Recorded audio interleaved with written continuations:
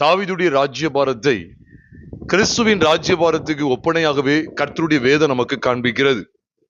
Amos புஸ்தகம் 9வது அதிகாரம் 12வது வசனத்தை நாம் பார்க்கும்போது, அந்நாளிலே நான் விழுந்து போன தாவீதின் கூடாரத்தை திரும்பவும் எடுப்பித்து அதில் பழுதாய் போனவைகளை சீர்படுத்தி பூர்வ நாட்களில் இருந்தது போல அதை செவையாக்குவேன், சீர்படுத்துவேன் என்றெல்லாம் கர்த்தர் வாக்குத்தத்தம் கொடுத்திருக்கிறார். தாவீதின் ராஜ்யபாரம் கிறிஸ்துவின் ராஜ்யபாரத்துக்கு அடையாளமாகவே வெளிப்படுத்தப்பட்டிருக்கிறது. ஆகவேதான் எசேக்கியேல் புஸ்தகத்துக்கு நாம் வரும்போதும் கூட எசேக்கியேல் 36, 37 அதிகாரங்களெல்லாம் நாம் பார்க்கும்போது, உண்மையாவே என் தாசனாகிய தாவீதை அவர்களுக்கு ராஜாவாக ஏற்படுத்துவேன் என்று கர்த்தர் சொல்லுகிறார்.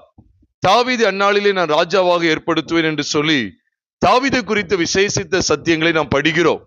ஆகவேதான் புதிய ஏற்பாட்டினுடைய துவக்கமும் முடிவுமாய் நீங்கள் பார்க்கும்போது, மத்தேயு எழுதின சுவிசேஷம் 1வது அதிகாரம் 1 வசனத்தை வாசிக்க நேரிட்டாலும் சரி, வெளிப்படுத்தல் 22வது அதிகாரம் கடைசி பகுதியிலே நாம் பார்க்கும்போதும் தாவீதுடைய பெயரை ஆண்டவர் குறிப்பிட்டிருப்பார். ஆகவே இந்த புதிய ஏற்பாட்டு துவக்கமும் தாவீது, அதனுடைய முடிவையும் கவனித்து பாருங்கள், தாவீதாகவே வெளிப்படுத்தப்பட்டிருக்கும். கடைசியிலே சொல்லப்படுகிற பழைய ஏற்பாட்டு கால பரிசுத்தவானுடைய வார்த்தையை பார்க்கும்போது அங்கேயும் தாவீது குறிப்பிடப்பட்டிருக்கிறது 16வது வசனத்திலே நாம் பார்க்க முடியும். ஆக இந்த தாவீதை தேவன் வெளிப்படுத்துகிறதனுடைய முகாந்திரம் என்ன?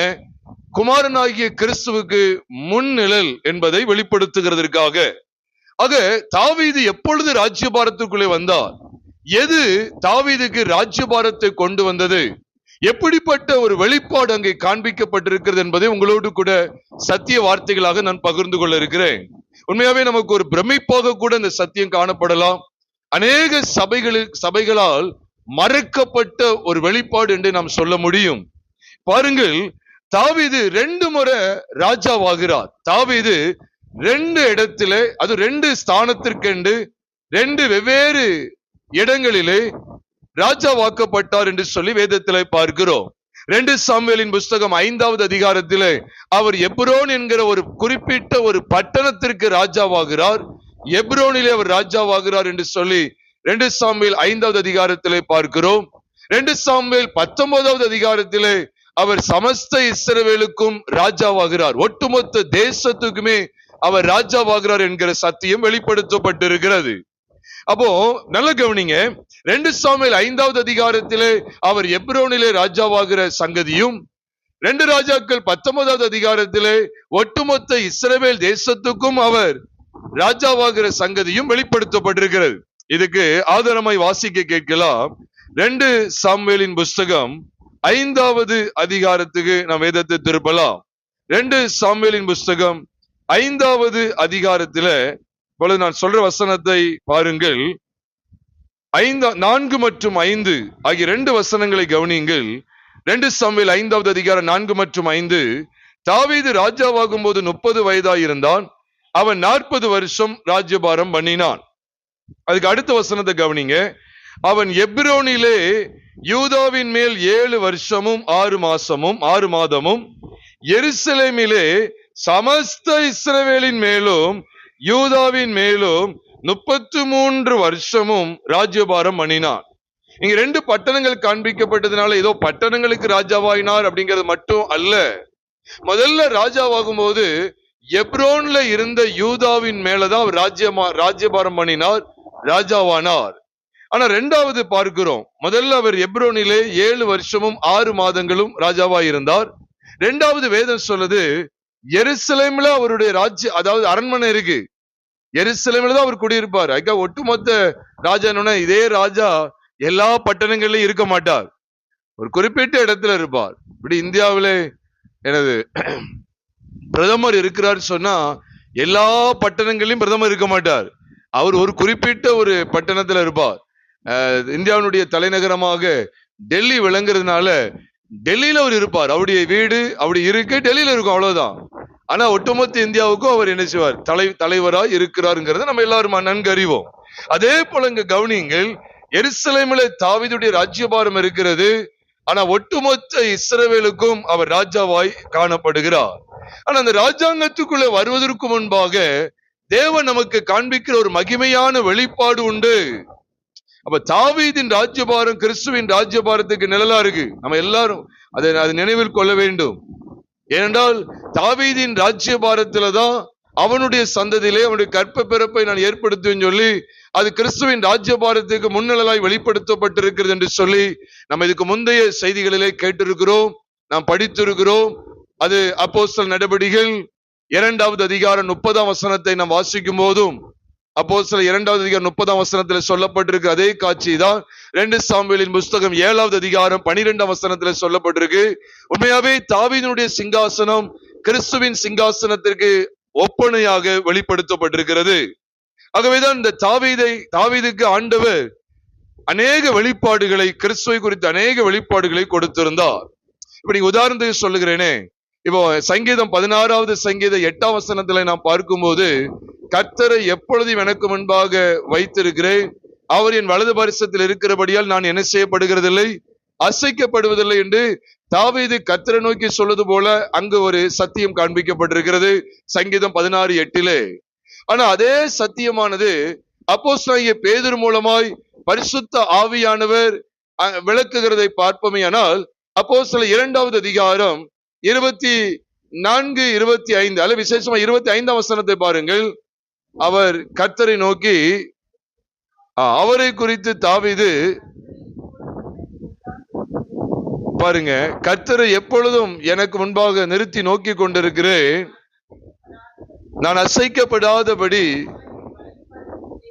அவர் என் வலது பரிசத்திலே இருக்கிறார். இது தாவீது தீர்க்கதரிசனமாய் சொன்னது, தன்னை குறித்து சொன்னது போல இருக்கு. எழுத்தின்படி பார்த்தா தாவீது தன்னை குறித்து சொன்னது போல காண்பிக்கப்பட்டிருக்கிறது. ஆனா உண்மையாகவே தாவீது இருந்த அந்த இடத்துல உண்மையிலே கிறிஸ்து அங்கே முன்னிழலாய் வெளிப்படுத்தப்பட்டிருந்தார், அல்லது கிறிஸ்துவுக்கு முன்னிழலாய் தாவீது அந்த ஸ்தானத்தில் வெளிப்படுத்தப்பட்டிருக்கிறார். ஆக வேத வசனங்களை மேலோட்டமாய் பார்த்து அறையக்கூடாது. அதனாலதான் தாவீதுக்கு கிடைக்க பெற்ற வெளிச்சத்தை அப்போஸ்தலனாகிய பேதுரு மூலமாய் பரிசுத்த ஆவியானவர் ஜனங்கள் மத்தியிலே விளங்க காண்பிக்கும் போது அது தாவீது அல்ல, அது கிறிஸ்து அப்படிங்கிற அருமையான சத்தியத்தை வெளிப்படுத்துகிறார். இந்த நாளில் உங்கள் மத்தியில நான் விசேஷமா காண்பித்து கொடுக்கக்கூடிய ஒரு விலையேற பெற்ற ஒரு வெளிப்பாடு என்ன தெரியுமா? தாவீது அரியணைக்குள் வருவதற்கு முன், தாவீது ராஜ்யபாரத்திற்குள் வருவதற்கு முன், தாவீது ராஜாவாவதற்கு முன் அங்கே வெளிப்படுத்தப்பட்ட ஒரு மகிமையான வெளிப்பாடு என்ன தெரியுமா? அங்கே நன்றாக கவனியுங்கள். 2 சாமுவேலின் புஸ்தகம் 5வது அதிகாரம் 4ஆம் வசனத்திலே நாம் பார்க்கிறோம், தாவீது ராஜாவாகும் போது 30 வயதாயிருந்தான். அதுக்கு முந்தின வசனத்தை நீங்க கவனிப்பீர்கள் என்றால் பாருங்க, 3ஆம் வசனத்தை, இஸ்ரவேலின் மூப்பர் எல்லாரும் எப்ரோனிலே தாவீதினிடத்தில் வந்தார்கள், தாவீது ராஜா எப்ரோனிலே கர்த்தருக்கு முன்பாக அவர்களோடு உடன்படிக்கை பண்ணின பின்பு அவர்கள் தாவீதை இஸ்ரவேலின் மேல் ராஜாவாக அபிஷேகம் பண்ணார். ஆனா எப்ரோன்ல 7 வருஷமும் 6 மாசம் தான் அவர் ராஜ்யபாரம் பண்ணினார். மற்ற 33 வருஷங்களா சமஸ்த இஸ்ரவேலுக்கு ராஜ்யபாரம் பண்ணினான்னு சொல்லி இதுக்கு அடுத்த வசனத்துல தெளிவா சொல்லப்பட்டிருக்கு. அவர் 2 முறை அவர் ராஜாங்கத்துக்குள்ளே வருகிறார், 2 முறை ராஜ்யபாரத்துக்குள்ளே வருகிறத நான் பார்க்கிறோம். இதற்கு கொடுக்கப்பட்டிருக்கிற அருமையான வெளிப்பாடு என்ன தெரியுமா? முதல் வசனத்தை கவனிக்கவும். 2 சாமுவேல் 5வது அதிகாரம் 1ஆம் வசனத்தை கவனியுங்கள். அக்காலத்தில் இஸ்ரவேலின் கோத்திரங்கள் எல்லாம் எப்ரோனில் இருக்கிற தாவீதினிடத்தில் வந்து, இதோ நாங்கள் உம்முடைய எலும்பும் உம்முடைய மாம்சமும் ஆனவர்கள் என்று சொன்னார்கள். இஸ்ரவேல் ஜனங்களுக்குள்ளே இருந்த ஒரு அருமையான வெளிப்பாடு என்ன? நாங்கள் உம்முடைய எலும்பும் உம்முடைய மாம்சமும் ஆனவர்கள். இந்த எலும்பு மாம்சம், அந்த ரெண்டு வார்த்தைகள் எல்லாம் கவனிங்க. இந்த வெளிப்பாடு கிடைத்த பிற்பாடுதான் தாவீது எப்ரோன்ல என்ன செய்யறாரு? ராஜாவாகிறார். இந்த வெளிப்பாட்டுல தான் இருக்கு. சும்மா யாரும் என்ன செய்ய மாட்டாங்க, மக்களே இல்ல, எப்படி ராஜாவாக முடியும் சொல்லுங்க? மக்களே கிடையாது. சபை நடத்த முடியுமா? மக்களே கிடையாது. ராஜாவாக முடியுமா? தனியா நான் ராஜா சொன்ன நம்புவாங்களா? மக்கள் தெரிந்தெடுக்கணும். மக்கள் தெரிந்தெடுக்கிற இடத்துலதான் ராஜாங்கிற ஸ்தானம் நிலைப்படுத்தப்படுகிறது, ராஜாங்கிற ஸ்தானம் வருகிறது. அப்போ பாருங்க, ஜனங்களுக்குள்ள என்ன வெளிப்பாடு இருந்து தாவீது ராஜாவாக ஏற்படுத்துகிறார்கள், தாவீது ராஜாவாக காண்கிறார்கள். அவர்களுக்கு முதல்ல என்ன வெளிப்பாடு? நீர் எங்களுக்கு ராஜா அப்படின்னு சொல்லல. அவங்க அழகா சொன்னாங்க பாருங்க. அது எப்படி சொல்றாங்க? நாங்கள் உம்முடைய எலும்பும் உம்முடைய மாம்சமானவர்கள். நாங்கள் உம்முடைய எலும்பு உம்முடைய மாம்சமானவர்கள். இன்னொரு வெளிச்சத்தையும் சொல்றேன், அதே ஒரு கையில வைத்துக் கொள்ளுங்க. இதே 2 சாமுவேல் 19வது அதிகாரத்துக்கு வாங்க. 19வது அதிகாரம் 12ஆம் வசனத்தை கொஞ்சம் கவனிப்பீர்கள் என்றால், அங்கே தாவீது ஜனங்களை பார்த்து சொல்றார். இங்க ஜனங்கள் எல்லாரும் தாவீதை பார்த்து சொன்னாங்க. அங்க தாவீது ஜனங்கள் எல்லாரையும் பார்த்து சொல்றாரு, நீங்கள் எல்லாரும் என்னுடைய சகோதரன் சொல்றார். சொல்றார் பாருங்க, நீங்கள் என் எலும்பும் என் மாம்சமானவர்கள். நீங்கள் என் எலும்பும் என் மாம்சமானவன் சொல்றாங்க. உடனே ஒரு ராஜா தான். அதுக்கடுத்து பாத்தீங்கன்னா, அந்த எருசலேமிலே ராஜாவாக்கப்படுகிற ஒரு அற்புதமான காட்சியை நீங்க பார்க்க முடியும். அந்த நாள்ல தான் அவர் ராஜாவாகிறார் சமஸ்த இஸ்ரவேலுக்கும். அந்த வசன ஆதாரத்தை உங்களுக்கு காண்பிக்கிறேன். 2 சாமுவேல் 19வது அதிகாரம் 12ஆம் வசனத்துல அங்கே நாம் தெளிவாக கவனிக்கிறோம்.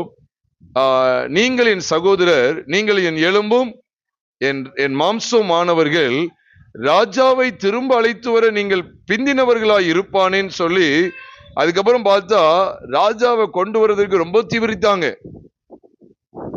எதுக்கு கொண்டு வர்றதுக்கு? ராஜாவை அழைத்து வர்றதுக்கு போறாங்க இந்த டீம். எதுக்கு அழைச்சிட்டு வர போறாங்க சொல்லுங்க? எதுக்கு அழைச்சிட்டு வர போறாங்க?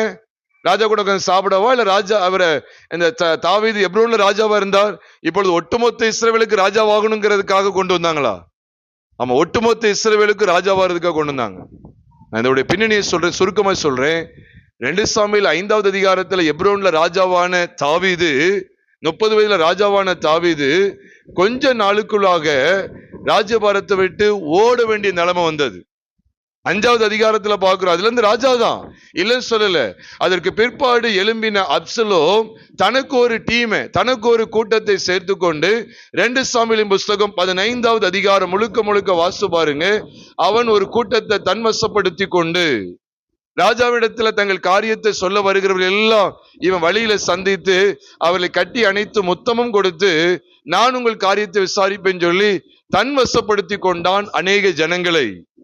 இப்படி ஜனங்கள் எல்லாம் அவங்க பக்கம் போனது நிமித்தமாய் அவ போயிட்டாலே தாவீதை என்ன செய்ய முடியாது? அரியணையில இருக்க முடியாது. அவ எல்லாரும் அங்க போயிட்டாங்க, அப்சலோம் பக்கம் போயிட்டாங்கன்னு தெரிஞ்ச உடனே ராஜா உடனடியாக தன்னுடைய சிங்காசனத்தை விட்டு இறங்கி எங்க போயிட்டாரு? அரண்மனையை விட்டு மலைக்கு ஓடி போகிறார். அது எப்படி? காலில் செருப்பு கூட போடல. எவ்வளவு அவசரமா போயிட்டாங்க பாருங்க. எதுக்கு இது சொல்ல வரேன்னா, 2 சாமுவேல் 15வது அதிகாரம் 30ஆம் வசனத்துல பார்க்கிறோம். ராஜா தன் கண்களை, தன் முகத்தை மூடிக்கொண்டு, 2 ராஜாக்கள் அல்ல, 2 சாமுவேல் 15வது அதிகாரம் 30ஆம் வசனத்தை வாசித்து பாருங்க. ராஜா வெறுங்காலாய் நடந்து, தன் முகத்தை மூடிக்கொண்டு வெறுங்காலாய் நடந்து கொண்டு எங்க போனானா? அழுது கொண்டு ஒளிய மலைக்கு போனான்னு சொல்லி அங்க எழுதப்பட்டிருக்கிறது. ஏன் இந்த நிலைமை? அப்சலோம் கட்டுப்பாடு பண்ணினான். அவன் அரண்மனையில் இருந்தான், ராஜாவாக இருந்தான், உண்மைதான். கொஞ்சம் வருஷங்கள் ராஜாவா இருந்தான். எத்தனை வருஷம்? 7 வருஷம் 6 மாசம் ராஜாவா இருந்தான். அதற்கு பிறகு அவன் ராஜாங்கத்தில் இருக்க முடியல. பல போராட்டங்கள் வருகிறது. அப்சலோம் அகித்தோப்பலை சேர்த்து கொண்டான். நம்ம எல்லாருக்கும் தெரியும். 2 சாமுவேல் 15வது அதிகாரத்திலிருந்து போராட்டம் தான். காட்டுக்குள்ளதான் ஓடுறாரு. அரண்மனை விட்டு ஓடின மனுஷன் அங்குமிங்குமாக தெரிந்து கொண்டிருக்கிறார். அது எதுல இருந்து இருக்கு? 2 சாமுவேல் 15வது அதிகாரம் 30ஆம் வசனத்துல இருந்து பாத்தீங்கன்னா அவர் ஓட ஆரம்பிக்கிறார். அதுல இருந்து தொடர்ந்து ஓடிக்கொண்டிருக்கிறார். 15, 16, 17, 18 கிட்டத்தட்ட 19 வரைக்கும் நான் பார்க்கும்போது அங்க எல்லாம் என்ன செய்றாங்க? அவங்க எல்லாம் அரண்மனையில கிடையாது, எல்லாம் வீதியில் அலைந்து கொண்டிருக்கிறாங்க. அப்ப கடைசியா நீங்க கவனிங்கள் பிரியமானவர்களே, இந்த சத்தியங்களை தயவு செய்து கவனியுங்கள். அதற்கு பிற்பாடு அவர் ராஜாவாகிறார். எங்க? 19வது அதிகாரம் எடுத்துக்கொள்ளுங்கள். 19வது அதிகாரத்துல சீமையை கொன்றுவோமா அப்படின்னு சொல்லி கேட்காங்க, சரியாவின் குமாரர். அதுக்கு 22ஆம் வசனத்துல சொல்றார் பாருங்க. அதற்கு தாவீது, சரியாவின் குமாரரே, இன்று, இந்த வார்த்தையை கவனிங்க, இன்று நீங்கள் எனக்கு சத்துருக்கள் ஆகிறதற்கு எனக்கும் உங்களுக்கும் என்ன? இன்று, அந்த வார்த்தையை மறுபடியும் கவனிங்க. அதே வசனத்துல 2வது முறை இன்றுன்னு வருது. இன்று இஸ்ரவேலில் ஒருவன் கொல்லப்படலாமா? மறுபடி 3வது முறை இன்றுன்னு வருது. இன்று நான் இஸ்ரவேலின் மேல், சத்தமா சொல்லுங்க, ராஜாவானேன் என்று எனக்கு தெரியாதா என்று சொல்லி. எதுக்கு இந்த ஒரே வசனத்துல இன்று இன்று இன்றுன்னு வருதுன்னா, அன்றைக்குதான் அவர் ராஜாவாகிறார். ஐயா, அப்ப 2 சாமுவேல் 5வது அதிகாரத்துல ராஜாவானாரு, அப்ப ராஜாவாகலையான்னு கேட்காதீங்க. அது எப்ரோன்ல ராஜாவான சங்கதி. இப்ப ராஜாவாகிறது ஒட்டுமொத்த சமஸ்த இஸ்ரவேலுக்கும் ராஜாவாகிறார். நல்ல கவனிக்கணும். அப்ப தாவீதின் ராஜ்யபாரம், தாவீதின் ஆளுகை, தாவீதின் ராஜாங்கம் எல்லாம் கிறிஸ்துவின் ராஜாங்கத்துக்கும் கிறிஸ்துவின் ஆளுகைக்கும் ஒப்பனையாய் வெளிப்படுத்தப்பட்டிருக்கிறது, முன்னிழலாய் வெளிப்படுத்தப்பட்டிருக்கிறது என்று நாம் படிக்கிறோமே. பிரியமானவர்களே, நன்றாக கவனியுங்கள். இந்த 2 இடத்தில் அந்த தாவீது ராஜாவாகின சங்கதிகளானது எந்த வெளிப்பாடை வைத்து தெரியுமா? நாங்கள் உம்முடைய எலும்பும் உம்முடைய மாம்சமுமானவர்கள். ஜனங்கள் அங்க எப்ரோன்ல வச்சு சொல்லும்போது சொல்றாங்க, நீர் எங்களுடைய மாம்சமும் எங்களுடைய எலும்புமானவங்க அப்படின்னு சொல்லி சொல்றாங்க. இங்க பாக்குறோம், தாவீது ஜனங்களை பார்த்து சொல்றாரு, நீங்கள் என்னுடைய எலும்பும், நீங்கள் என் சகோதரர், நீங்கள் என் எலும்பும் என் மாம்சமும் மாணவர்கள் சொல்றார். இதை தொடர்ந்துதான் ராஜாங்கம் நிலைப்படுத்தப்படுகிறது. நீ சொல்ற உண்மையிலே சொல்ற பிரியமானவர்களே, நாம் ஒரு போலியான கிறிஸ்தவ வாழ்க்கை வாழக்கூடாது. அது என்னையா எலும்பும் மாம்சம் அல்லது மாம்சமும் எலும்பும் சொல்லி இந்த எலும்பு மாம்சத்தை குறித்து பேசுறாரு. இந்த 2ஐயும் குறித்த வெளிப்பாடு எங்கே காணப்படுகிறதோ அங்கேதான் தாவீது ராஜாவாகிறார். நீ தாராளமா பார்க்கலாம். நான் பைபிள் வசனத்தின் ஆதாரத்தோடு சொல்லுகிறேன். எங்கே இந்த வெளிப்பாடு இருக்கிறதோ, where there is a revelation of the bone, about the bone and the flesh, there is a appointment for the King David. There King David has been appointed to be the king over all Israelites.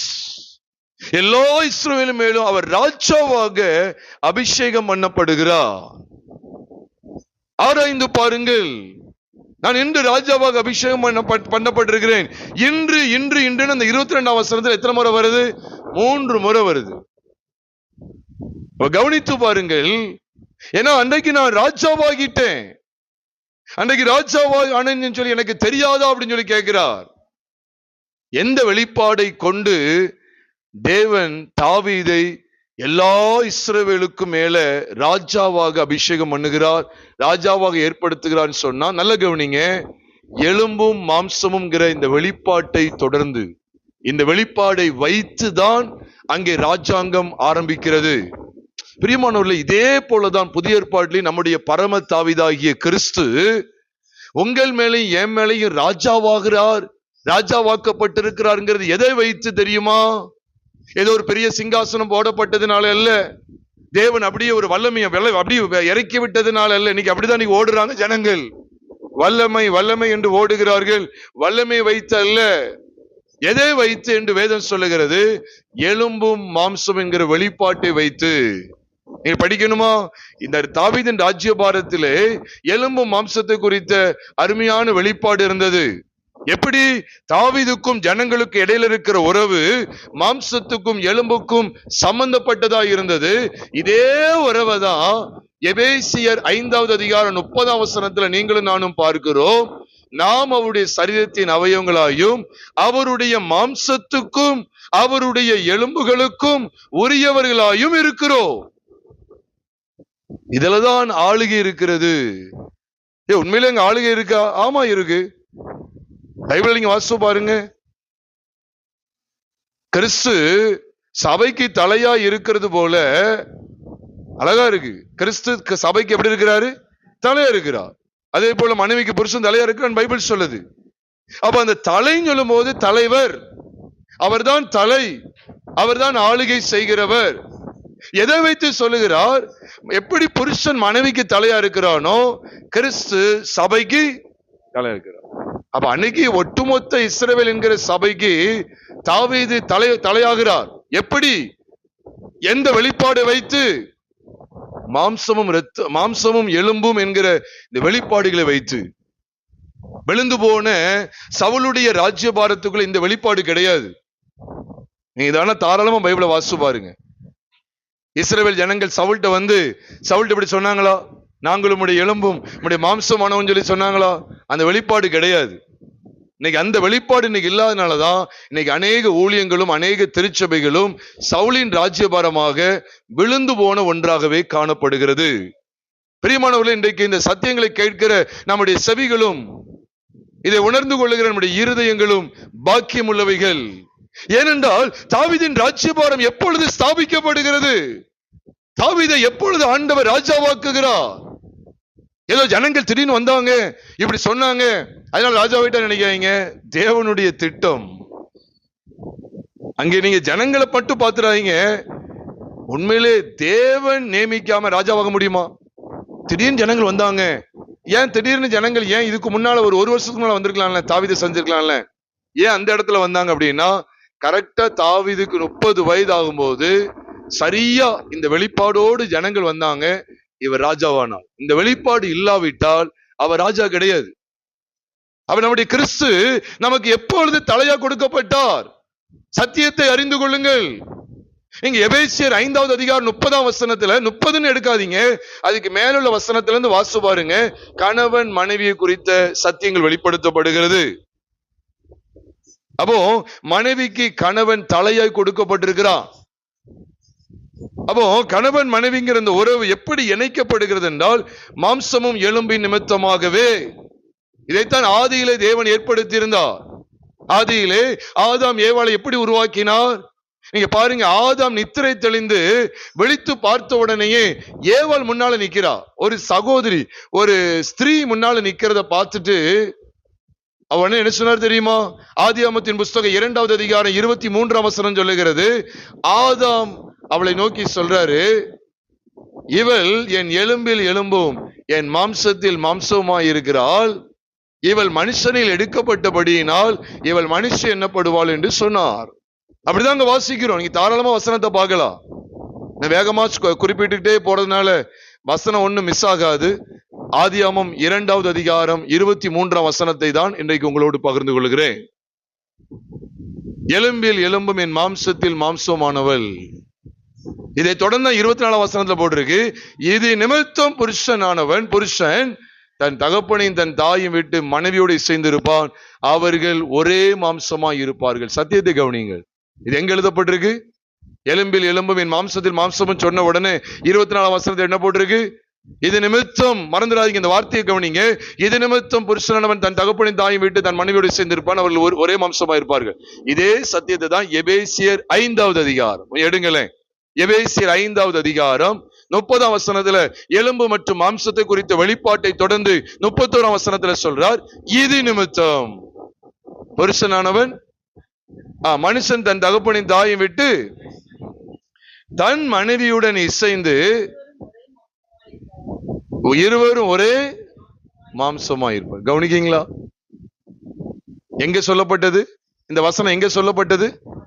ஆதியாகமம் 2:24 சொல்லப்பட்டது. 2:24 சொல்றதை விட ஆதியாகமம் 2வது அதிகாரம் 23 மற்றும் 24. ஏன்னா 23ஆம் வசனத்துல அந்த வெளிப்பாடு கிடைக்கி, எலும்பையும் மாம்சத்தையும் குறித்து அந்த வெளிப்பாடு கிடைக்கி, அதை தொடர்ந்து அங்கே தலைமைத்துவம் வருகிறது. 2 பேரும் இணைக்கப்படுறாங்கன்னு மட்டும் நினைக்க கூடாது. இந்த இணைப்பு எப்படி தெரியுமா? புருஷன் தலையா இருக்கிறான், மனைவி சரீரம் உடலா இருக்கிறார். நல்லா கவனிக்கணும். ஏன்னா தலையாய் அங்கே கிறிஸ்து வெளிப்படுவதற்கு ஒப்பனையாக அங்கே புருஷனும் மனைவியும் இணைகிற ஒரு காட்சி காண்பிக்கப்படுகிறது. கர்த்தருடைய பிள்ளைகள் இதை அறிந்து கொள்ள வேண்டும். ஐயா, எங்கேயோ உள்ளதை இங்க கொண்டு முடிச்சு போடுறீங்களான்னு ஏன்ட்ட கேட்காதீங்க. பரிசுத்த ஆவியானவர் ஆதியாகமத்திலே ஆதாம் மற்றும் ஏவாள்ங்கிற அந்த 2 பேருடைய உறவை அவர் எலும்பு மாம்சத்துக்குரியவங்கிற அந்த வெளிச்சத்தோடு இணைத்து காண்பிக்கிறார். ஒரே மாம்சமாய் இருப்பார்கள். ஏதோ இணைக்கிறாங்க அப்படிங்கிறது மட்டும் கிடையாது. ஐக்கியம் அன்பு மட்டும் இல்ல, கூடுதலான ஒரு பெரிய வெளிச்சம் தெரியுமா? ஆதாம் ஏவாளுக்கு தலையாய் கொடுக்கப்பட்டான். உண்மையா இல்லையா? அதுதான் அங்க சொல்லப்பட்டிருக்கிறது. அப்ப இந்த வசனத்தின் வெளிச்சத்தை பாருங்க. இன்னைக்கு அநேகருடைய கிறிஸ்தவ வாழ்க்கை தடுமாறுகிறது, கீழே விழுந்து விடுகிறது, ஒழுங்காக நிற்க முடியவில்லை. சபைக்கு போறேன் சொல்லிட்டு ஏனோ தானமான ஒரு வாழ்க்கை வாழ்கிறார்கள். காரணம் என்ன? இந்த வெளிப்பாடு இல்லை. ஒரே பாட்டு பாடணும், ஆராதிக்கணும், புகை போடணும், கலர் கலரா லைட்டிங் போட்டு கர்த்தரை ஆராதிக்கணுங்கிற அதுலதான் ஓடுறாங்களே ஒழிய மாம்சத்துக்கும் எலும்புக்கும் உரியவர்கள்ங்கிற மாம்சம் மற்றும் எலும்பை குறித்த வெளிப்பாடு இல்லாதனாலே ராஜ்யபாரம் நிலை நிற்கவில்லை. தாவீதின் ராஜ்யபாரம் நிலை நிற்கிறது. தாவீதின் ராஜ்யபாரத்தில் எவ்வளவு தடுமாற்றம் வந்தாலும் நிலை நிற்கிறது. அது எந்த வெளிப்பாடுல ஏற்படுத்தப்பட்டது சொல்லி 2 சாமுவேல் 5 இருக்கட்டும், 2 சாமுவேல் 19 இருக்கட்டும், எலும்பு மற்றும் மாம்சம் என்கிற இந்த 2 வார்த்தைகள், இந்த 2 காரியங்களின் அடிப்படையில் ஏற்படுத்தப்பட்ட ராஜ்யபாரம் இணைக்கிறார். கவனியுங்கள், 2 சாமுவேல் 5வது அதிகாரமாக இருக்கட்டும், 2 சாமுவேல் 19வது அதிகாரமாக இருக்கட்டும், 2 இடத்திலும் கவனிங்க, தாவீதையும் இஸ்ரவேல் ஜனத்தையும் தேவன் இணைக்கிறார்.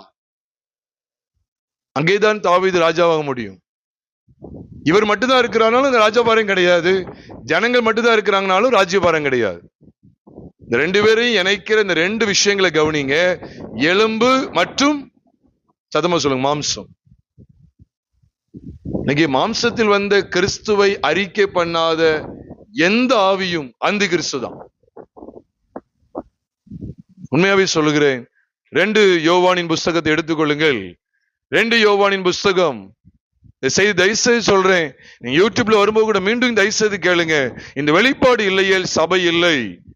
கிறிஸ்து ஆளுகை செய்ய முடியாது. கிறிஸ்துவின் ஆளுகையில் சபை இருக்க முடியாது இந்த வெளிப்பாடு இல்லாத பட்சத்தில். 2 யோவானின் புஸ்தகம் 7வது வசனத்தை நாம் பார்க்கும்போது, மாம்சத்தில் வந்த இயேசு கிறிஸ்துவை அறிக்கை பண்ணாத அநேக வஞ்சகர் உலகத்திலே தோன்றியிருக்கிறார்கள். இப்படிப்பட்டவனே வஞ்சகனும் அந்தி கிறிஸ்துமாய் இருக்கிறான் சொல்லிட்டு சொல்றாரு. 8ஆம் வசனத்துல, நீங்க வாரந்தோறும் சபைக்கு போன உங்க செய்கை, நீங்க வாரந்தோறும் ஊழியம் செய்த அந்த ஊழியங்கிற அந்த செய்கை, நீங்க கர்த்தருக்குள்ள பிரயாசப்பட்டு அந்த கூட்டம் இந்த கூட்டம் சொல்லி எவ்வளோ பிரயாசப்பட்டீங்களே அந்த செய்கை, அது எல்லாத்துக்கும் பலன் வரணும், இழந்துடக்கூடாது. அதான் 8ஆம் வசனத்துல சொல்றாரு, உங்கள் செய்கைகளின் பலனை இழந்து போகாமல் பூரண பலனை பெறும்படிக்கு எப்படி இருங்க, இல்லைன்னா இழந்துருவோம். செய்கையின் பலனை இழந்துடக்கூடாது. அந்த கன்வென்ஷன் கூட்டத்துக்கு போனேன், இந்த பேர்மை பிள்ளா கூட்டத்துக்கு போனேன், அந்த ஆவிக்குரிய கூட்டத்துக்கு போனேன், இந்த ஆவிக்குரிய கூட்டத்துக்கு போனேன், அப்புறம் இந்த வாரந்தோறும் சர்ச்சுக்கு போனேன், பைபிள் வாசித்தேன், அது ஒரு செய்கை.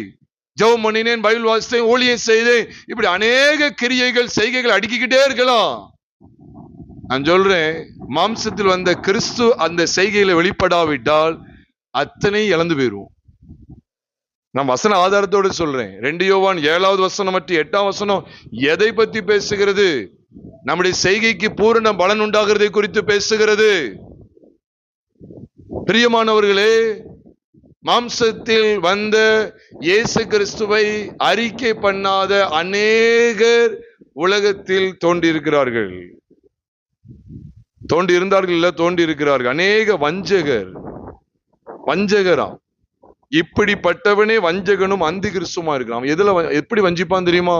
பாடல் ரொம்ப அருமையா இருக்கு, ஆராதனை ரொம்ப சூப்பரா, அந்த மகிமையை உணர்ந்தோன்னு சொல்லி இன்னைக்கு ஜனங்கள் வஞ்சிக்கப்பட்டு இருக்காங்க. நான் சொல்றேன், பாடலா இருக்கட்டும், ஆராதனையாக இருக்கட்டும், செய்தியாக இருக்கட்டும், ஜபங்களாக இருக்கட்டும், இவைகளிலே கிறிஸ்துவின் மாம்சம் மற்றும் எலும்பை பற்றிய வெளிப்பாடு இல்லாவிட்டால், அதாவது மாம்சம் மற்றும் எலும்புனா என்ன அர்த்தம்? மாம்சத்தில் வந்த கிறிஸ்து இயேசுவை வெளிப்படுத்தாத எந்த பிரசங்கமும், எந்த பாடலும், எந்த ஆராதனையும் தேவனுக்கு உகந்ததல்ல. அங்கே கிறிஸ்துவின் ஆளுகை இல்லை. தாவீதினுடைய ஆளுகையை தேவன் வெளிப்படுத்துகிறார். தாராளமா பாருங்க. 2 சாமுவேல் 5வது அதிகாரத்துல முதல் வசனத்துல பார்க்க, நீங்க 5ஆம் வசனத்துக்கு போகாதீங்க. தாவீது ராஜாவானாருங்கிறது 5ஆம் வசனத்துக்கு போகாதீங்க, 4ஆம் வசனம் 5ஆம் வசனத்துக்கு போகாதீங்க, முதல் வசனத்துக்கு வாங்க. எல்லாரும் வந்து தாவீதிடத்தில் சொல்றாங்க, நாங்களும் உம்முடைய எலும்பும் உம்முடைய மாம்சமானவர்கள். தாவீதுடைய ராஜ்யபாரத்தில் காணப்பட்ட அருமையான வெளிப்பாடு பிரியமானவர்களே. அதனாலதான் அது முந்தின ராஜ்யபாரமாகிய சவுலின் ராஜ்யபாரத்தை போல காணப்படவில்லை. அப்படி காணப்பட்டிருக்குமே ஆனால் அது விழுந்து போயிருந்திருக்கும். சவுலுடைய ராஜ்யபாரத்துல கிரீடத்துக்கு குறைச்சலா? தாவீதுடைய ராஜ்யபாரத்தில் இருந்தது போல அங்கேயும் கிரீடம் இருந்தது, அங்கேயும் பட்டயங்கள் நிறைய இருந்தது, கேடயங்கள் இருந்தது. தாவீதுடைய ராஜ்யபாரத்துக்கு சவுலுடைய ராஜ்யபாரத்துக்கு கொஞ்சம் கவனித்து பாருங்க. அங்க வேற ஏதாவது குறைச்சல் இருந்ததா? அங்க இது இருந்தது இங்க இது இல்லைன்னு சொல்றதுக்கு நீங்க யோசிச்சு பாருங்க. அங்கேயும் ஜனங்கள் இருந்தாங்க, இங்கேயும் ஜனங்கள் இருக்கிறாங்க. அங்கேயும் சிங்காசனம் இருந்துச்சு, இங்கேயும் சிங்காசனம் இருந்தது. அங்கேயும் கிரீடம் இருந்தது, இங்கேயும் கிரீடம் இருந்தது. அங்கேயும் போர் சேவகர்கள் படைகள் இருந்தது, இங்கேயும் படைகள் இருந்தது. அப்ப தாவீது சவுலோட கொஞ்சம் நேரம் கூடிட்டாரா? கலர் கொஞ்சம் கூடையா? நீங்க ரெண்டு பேரும் எடுத்து பாருங்க, ரெண்டு பேருமே சௌந்தரியவான்கள். தாவீது சௌந்தரியவான் தான், சவுல் யாரு தான்? சௌந்தரியவான் தான். வேற ஏதாவது கூடி குறைஞ்சிட்டா? உயரத்துல பார்த்தா தாவீதை விட சவுல் தான் உயரமானவன். வித்தியாசத்தை பாருங்க. நீங்க நம்ம போலி சபைகளை நோக்கிக்கிட்டு இருக்கோம். அங்க பாட்டு நல்லா இருக்கு, இங்க ஆராதனை நல்லா இருக்கு, செய்தி நல்லா இருக்கு. ஏமா அது விழுந்து போகிற கூடாரம். அங்கே மாம்சத்தில் வெளிப்பட்ட கிறிஸ்து இருக்கிறாரா? அவர்கள் பேசுகிற பிரசங்கத்தில், அவர்களுடைய பிரசங்கத்தில் மாம்சத்தில் வெளிப்பட்ட கிறிஸ்துவை குறித்த சத்தியம் உண்டா? நீங்க இதைத்தான் பார்க்காங்க. இதுவும் கட்டடம் அதுவும் கட்டடம். அதுதான் சொல்றேன், தாவீதின் ராஜ்யபாரத்திலையும் சவுலின் ராஜ்யபாரத்திலையும் நீங்க எல்லாம் ஒப்பிட்டோன்னா பாருங்க. அங்கேயும் சிங்காசனம் இருக்கு, இங்கேயும் சிங்காசனம், அங்கேயும் பாடல் இருக்கு, இங்கேயும் ஆராதனை எல்லாம் இருக்கு. ஆனா வெளிப்பாடு இல்லை. எதை பற்றிய வெளிப்பாடு இல்லை? மாம்சமும் எலும்பையும் குறித்த வெளிப்பாடு இல்லை. அந்த வெளிப்பாடுதான் எபேசியர் 5 காண்பிக்கிறார். நாம் அவருடைய மாம்சத்துக்கும் அவருடைய எலும்புகளுக்கும் உரியவர்களாய் இருக்கிறோம்.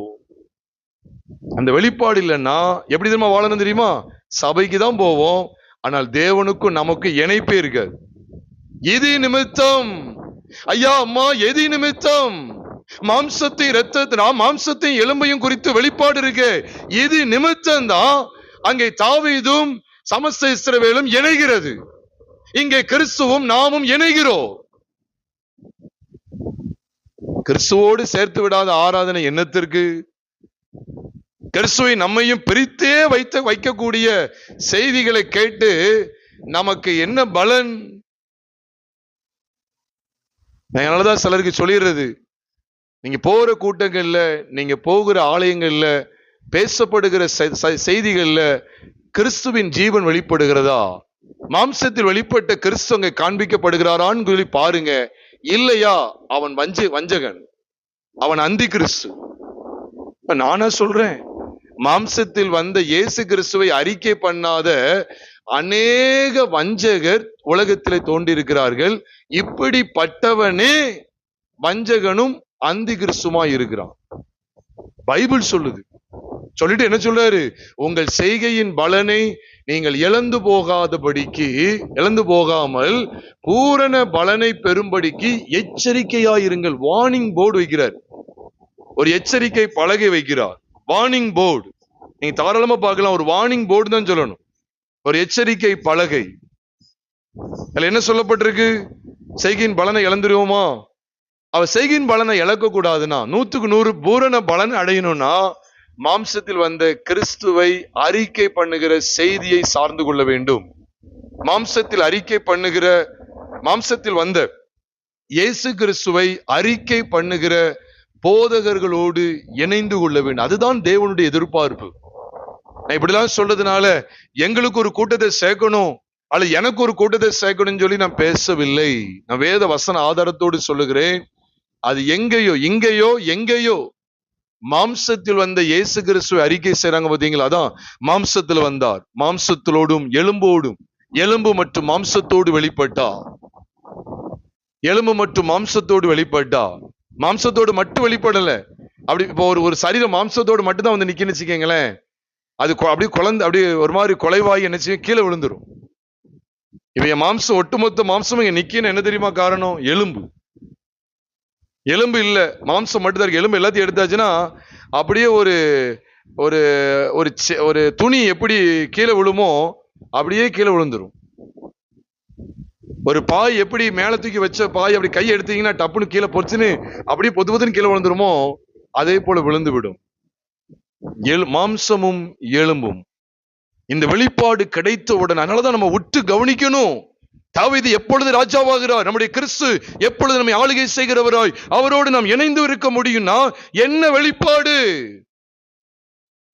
அதே இஸ்ரவேல் ஜனங்கள் தான் சவுலுடைய சபையில இருந்து நஷ்டத்துக்கு மேல நஷ்டத்தையும் வேதனைக்கு மேல வேதனையும் அடைந்து, ஏன் ஒரு கோலியாத்துக்கு முன்னால கூட, ஒரு மனுஷனை கூட, அந்த கோலியாத்துக்கு முன்னால கூட இந்த சவுலால நின்னு ஜெயிக்க முடியல. அவ்வளவு ஓடுது. நீங்க அநேக பாருங்க, நீங்க அநேகர் எங்க போறாங்கன்னா, பாவத்தை ஜெயிக்கக்கூடிய, பாவத்தை ஜெயிக்கிற அந்த மகா மேன்மையான சத்தியங்களை வெளிப்படுத்துகிற பிரசங்கங்கள் இருக்கக்கூடிய சபைகளுக்கு போகிறது இல்லை. எங்க போறாங்க? சும்மா என்னத்தையோ. எல்லாருக்கும் எனக்கு என்ன தோணுதுன்னா, ஞாயிற்றுக்கிழமை சர்ச்சுக்கு போகணும், அவ்வளவுதான். வேற எதுவும் பேசாதீங்க, ஞாயிற்றுக்கிழமை சர்ச்சுக்கு போகணும், அவ்வளவுதான். அதுதான் எங்களுடைய நோக்கம். போயிட்டு வந்து அவ்வளவுதான். போயிட்டு வந்து நாடகம் பார்ப்போம், சினிமா பார்ப்போம், அப்புறம் கோழியாச்சு தான் ஃபுல்லா இருப்பான். நீ வெளிப்பாடு இல்லை. எது நிமித்தம் இணைய முடியல தெரியுமா? கிறிஸ்துவும் நாமும் இணைய முடியல தெரியுமா? பைபிள் சொல்லுது, இது நிமித்தம் புருஷன் தன் மனைவியின் தன் தகப்பனின் தாயை விட்டு பிரிந்து தன் மனைவியோட இசைந்திருப்பான். ஏன்? கிறிஸ்துவும் அவருடைய சபையும் இணைந்த ஒரு வாழ்க்கை இல்லை. ஏன்னா மாம்சத்தையும் எலும்பையும் குறித்த வெளிப்பாடுங்க இல்லை.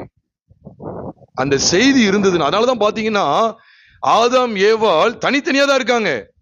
ஆண்டவர் ஏவாளை சிருஷ்டிச்சாரு, ஆதாம் அங்க கணத்தில இருக்கிறாரு. இப்ப ரெண்டு காந்தமும் ஒன்ன ஒட்ட போகுது.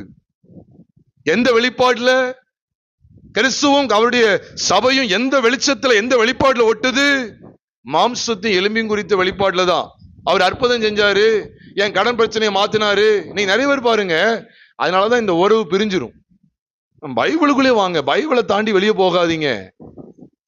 நீ நிறைய பேர் எப்படி தெரியுமா வர்றாங்க தெரியுமா? என் கடன் பிரச்சனை எல்லாம் அடைச்சிட, அதனாலதான் நான் வார வாரம் சர்ச்சுக்கு போறேன் அப்படி சொல்றாங்க. ஐயோ, இது இது இது வந்து உண்மையிலே இது வெளிப்பாடே கிடையாது. ஊர்ல இருக்கிற எத்தனையோ பேர் கடன் பிரச்சனை அடைஞ்சிருக்கு, அவங்க எல்லாம் கிறிஸ்துவோட சேர்ந்துட்டாங்களா? கிறிஸ்துவோடு இணையணும்னா, அவர் எனக்கு ராஜாவா, எனக்கு தலையா இருக்கணும் அப்படின்னா அந்த வெளிப்பாடு வேணும். இப்ப ஆதாம் எப்படிப்பட்ட வெளிப்பாடுல அந்த தலைமைத்துவத்தை எடுத்துக்கொண்டான் தெரியுமா? பாருங்க, பைபிளை பாருங்க. எப்படிப்பட்ட வெளிப்பாடுல அந்த தலைமைத்துவத்தை ஆதாம் எடுத்துக்கொண்டான் சொன்னா, ஆதியாகமம் 2வது அதிகாரம் 23ஆம் வசனத்துல, இவள் என் எலும்பில் எலும்பும். அவன் வந்து பார்த்தோன்னு சொன்னானா, ரொம்ப அழகா இருக்கிறா ஏவாள், ரொம்ப அழகா இருக்கிறாளே, அவ முடி நல்ல அழகா இருக்குதே, நல்ல உயரமா இருக்கிறாளே, நல்ல சிவப்பா இருக்கிறாளே, இப்படியா சொல்லிட்டு இருந்தாரு. அது வெளிப்பாடே கிடையாது. நீ சிலர் இப்படி கூட பின்பற்றலாம், ஏசப்பா ரொம்ப அழகானவங்க, அதனாலதான் நான் ஏசப்பாவை தேடி வாரந்தோறும் சர்ச்சுக்கு போறேன். நீயும் நிக்கவே மாட்ட, நீ நிக்கவே மாட்ட. இல்ல, அங்க ஆராதனை ரொம்ப சூப்பரா இருக்கு, ஏசப்பா ரொம்ப அருமையானவரா எனக்கு காமிச்சு கொடுக்காங்க, அவர் அற்புதம் செய்யறவங்களா காமிக்காங்க பாத்தீங்களா, எனக்கு நிறைய அற்புதம் செஞ்சிருக்கேன், அதனாலதான் நான் சபைக்கு போயிட்டுக்கேன்னு சொல்றியா? நீ உனக்கெல்லாம் உனக்கு கூரே கிடையாது நான் சொல்லுவேன். நீ நிலைச்சே நிக்க முடியாது. நாளைக்கு இன்னொரு கோயில்ல உனக்கு ஒரு அற்புதம் நடக்கும், நீ அங்க ஓடிடுவேன். நீ இன்னொரு சாமியார் வந்து உனக்கு ஏதோ ஒன்று தடவி கொடுப்பான், அதுல உனக்கு அற்புதம் நடந்துரும். அப்ப இந்த இயேசு வேண்டாம், நீ ஓடிடுவ. எது தெரியுமா இணைத்திருக்கும்? எது தெரியுமா ஒன்றா அவரோடு ஐக்கியத்தை வலுப்படுத்தும் தெரியுமா? பைபிள் காண்பிக்கிறது. தாவீதுக்கு விளக்கப்பட்டவங்களா இருந்தாங்க, ஏவாள் ஆதாமுக்கு விளக்கிதான் இருந்தா. எப்படி தெரியுமா இந்த தலைமைத்துவத்தை இவர் உரிமையாக்கி கொள்றாரு தெரியுமா? இவள் என் எலும்பில் எலும்பும் என் மாம்சத்தில் மாம்சமாய் இருக்கிறாள், இவள் மனுஷனில் எடுக்கப்பட்டபடியினால் இவள் மனுஷன் என்னப்படுவாள்ங்கிற அந்த வெளிப்பாடு 23ஆம் வசனத்துல வந்த உடனே, இது நிமித்தம். அப்ப நீங்க என்னைக்கா கேட்டிருக்கீங்களா, ஐயா இது நிமித்தம்னா என்ன? அது என்ன இது நிமித்தம்? ஆமா, எது நிமித்தம்? எலும்பையும் மாம்சத்தையும் குறித்த வெளிப்பாடு கிடைத்தது நிமித்தம். இப்ப அதுக்கு அடுத்த வசனத்துல சொல்லப்பட்டிருக்கு, ஒரே மாம்சம். அப்ப இங்க தலை யாரு? ஆமா, கிறிஸ்து, ஆதாம். எழுத்தின்படி பார்த்த தலை ஆதாம். அப்ப கிறிஸ்துவின் தலையாகிய கிறிஸ்துவில இணைக்கப்பட்டிருக்கிற வாழ்க்கை என்பது ஏதோ பரவசத்தின் அடிப்படையில் எழும்பினது அல்ல. சொல்ற, ஆலங்குளத்திலிருந்து தூத்துக்குடிக்கு வரேன்னு சொல்லி, தூத்துக்குடியில நவீன சபைகள் நிறைய உண்டு. ஆலங்குளத்துக்கு ஒரு செய்திக்கு நான் போயிருந்தேன் சில வருஷங்களுக்கு முன்பாக. அவர் என்ன சொன்னார் தெரியுமா? நான் வாரம் தூத்துக்குடிக்கு சபைக்கு போவேன் சொன்னாரு. நான் உடனே கேட்டேன், ஆலங்குளத்திலிருந்து இங்க வர்றீங்களா? தென்காசி ஆலங்குளம், அங்க இருந்து இங்க வரீங்களா கேட்க. அவர் என்ன சொன்னாரு தெரியுமா? அந்த மியூசிக், அந்த பாட்டு இருக்கு பாத்தீங்களா, அது அவ்வளவு சூப்பரா இருக்கும், அதுக்காக நான் வரேன்னு சொன்னாரு. நான் இப்பவும் சொல்றேன், அவர் இன்னைக்கு வரைக்கும் நிக்கவே முடியாது. பாட்டு ஆராதனை தானே, உன்னால நிக்கவே முடியாது, பாவத்தை ஜெயிக்க முடியாது. கிறிஸ்து ஆளுகை செய்கிறாருங்கிற அந்த வெளிப்பாடு உனக்கு கிடையாது, அந்த அனுபவமே இல்லை. நீங்கள் நியாயப்பிரமாணத்துக்கு கீழ்ப்பட்டிராமல் கிருபைக்கு கீழ்ப்பட்டிருக்கிறபடியால் பாவம் உங்களை மேற்கொள்ள மாட்டாது என்று சொல்லி ரோமர் 6வது அதிகாரம் 14ஆம் வசனத்துல போட்டிருக்கு. அதோட அர்த்தம் என்ன? கிருபை, கர்த்தராகிய இயேசு கிறிஸ்து அவருக்கு கீழ்ப்பட்டிருக்கிறோம். என்ன அர்த்தம்? அவர்தான் எனக்கு தலையாய் கொடுக்கப்பட்டிருக்கிறார். தாவீதை ஏன் கிறிஸ்துவுக்கு முன்னிழலாய் தேவனுடைய வேதம் காண்பிக்கிறது? பிரியமானவர்களே, அருமையான கர்த்தருடைய பிள்ளைகளே, தேவனுடைய சபையே, இப்படிப்பட்ட வெளிப்பாட்டை தொடர்ந்துதான் தாவீது ராஜா என்கிற ஸ்தானம் காண்பிக்கப்பட்டது. நான் சொல்றேன், கிறிஸ்து நமக்கு ராஜாவாய் தலையாய் இருக்கிறார் அப்படிங்கிற வெளிப்பாடு எதை வைத்து? அவருடைய அற்புதங்களை வைத்து கிடையாது. அப்படின்னா அவர் அற்புதங்களை செய்துட்டு அப்படி போயிருப்பாரு. மேல போனாலும் அவர் நினைச்சாதான், அவர் தான் யூதர்களுக்கு மத்தியில ஒரு சில டைம்ல கண்ணுக்கு மறைஞ்சுதான் போயிருக்காரு. அப்படி மறைஞ்சு மேல போயிருக்கலாமே. அதனால அவர் தலையை கொடுக்கப்படலை. இன்னைக்கு நிறைய பேர் தவறு செய்யறாங்க. நிறைய பேர் எதை தேடி ஓடுறாங்க தெரியுமா? அவர் வரம் பெற்ற ஊழியர், என்னை பார்த்தாலே சொல்லிடுவார், என்னை குறித்து தீர்க்கதரிசன வரம் உண்டு, அற்புத அடையாளங்களை செய்கிற சக்தி அவர்கிட்ட உண்டு. எதுக்கு நீ சாகணுமா? நீனு நான் உனக்கு சொல்லட்டா, இப்படிப்பட்ட குறி சொல்லக்கூடிய உன்னுடைய எதிர்காலத்தெல்லாம் சொல்லக்கூடிய எத்தனையோ குறிகாரர்கள் இருக்காங்க. நீ அதை நம்பி போயிருவியா? எத்தனையோ இடங்கள்ல வேற்று மதத்துல எத்தனையோ நபர்கள் இப்படிப்பட்ட வரங்கள் பெற்றிருக்கிறாங்க. எப்படி? அற்புதம் செய்யறதுக்கு. நான் உண்மையிலே பார்த்த இஸ்லாம்ல ஒரு மனிதர் என்ன செஞ்சாரு தெரியுமா? இஸ்லாம்ல தொப்பி வச்சிருக்காரு. வீல் சேர்ல பல வருஷமா கால் விளங்காதவங்க வீல் சேர்ல உருட்டி தான் வருவாங்க. கால் ஊனம் உள்ளவங்க அவர் ஒரு மந்திரம் சொல்லி அப்படி தூக்கி விட்டார் பாருங்க, அவங்க எழுந்து ஓறாங்க. அப்படி நீ இஸ்லாம்ல போய் சேர்ந்துருவாயா? நான் கேட்கிறேன். உனக்கு அற்புத அடையாளங்கள் தான் முக்கியம் சொல்லி அவரை பார்க்கிறாயா? இனி கிறிஸ்துவ பார்க்கக்கூடிய விதத்துல பார்க்கல. தாவீத பல கோணங்கள்ல ஜனங்கள் பார்த்தாங்க. அந்த கோணங்கள்ல பார்த்ததுனால தாவீது ராஜா கிடையாது, ராஜா ஆகல. தாவீது கூட போனா சாப்பாடு கிடைக்கும் அப்படி வந்திருக்காங்க, வந்தாங்க, சாப்பாடு கொடுத்தாரு. அவங்க தாவீதோட போனவங்களுக்கு சாப்பாடு பட்னியா போட்டாரு, சாப்பாடு கொடுத்திருக்காரு. அவங்க மத்தியில வீர சாகசங்கள் எல்லாம் செஞ்சாரு, எல்லாம் ரைட். அவரு கூட போனா பாதுகாப்பு கிடைச்சதா? பாதுகாப்பு இருந்தது. அரணிப்பான இடத்துல தங்குவாங்க. இதெல்லாம் இருக்கட்டும், வெளிப்பாடுதான் இருக்கட்டும். ஆனா எப்பொழுது அவர் தலையாய் கொடுக்கப்படுகிறார் சொன்னா, நீர் எங்களுடைய எலும்பும் மாம்சமும் ஆனவர். இங்கே 2 சாமுவேல் 5வது அதிகாரத்துல ஜனங்களுக்குள்ள அந்த வெளிப்பாடு இருந்தது. ஜனங்கள் அப்படி சொல்றாங்க, நீர் எங்களுடைய மாம்சமும் எங்களுடைய எலும்பும் எங்களுடைய மாம்சமும் ஆனவர் சொல்லி சொல்றாங்க. 2 சாமுவேல் 19வது அதிகாரத்துல அவர் ராஜாவாகிற அந்த நாள்ல நீங்க கவனிச்சு பாருங்க, ஜனங்களுக்குள்ள இருந்த வெளிப்பாடு இல்ல, இவருக்குள்ள இருக்கிற வெளிப்பாடு. நீங்கள் என் சகோதரர், நீங்கள் என் எலும்பும் என் மாம்சமும் ஆனவர்கள். இதுதான் குமாரனுடைய ராஜ்யத்திலே காண்பிக்கப்பட்டிருக்கிற அற்புதமான வெளிப்பாடு. அந்த மாம்சம் எலும்பு எதை வெளிப்படு தெரியுமா? கிறிஸ்து மாம்சத்திலே வெளிப்பட்டா. நான் சொல்றேன் பிரியமானவர்களே, இந்த வெளிப்பாடு யாருக்குள்ளலாம் இருக்குதோ அவருடைய வாழ்க்கையில எல்லாம் கிறிஸ்து தலையா இருக்கிறா. மற்றபடி சொல்லவே யாரும் சொல்லக்கூடாது. நான் சொன்னா ஏத்துக்கிடவே மாட்டேன். நான் வசன ஆதாரம் தான் எனக்கு முக்கியம். இது நிமித்தம், அதான் வெளிப்பாடு.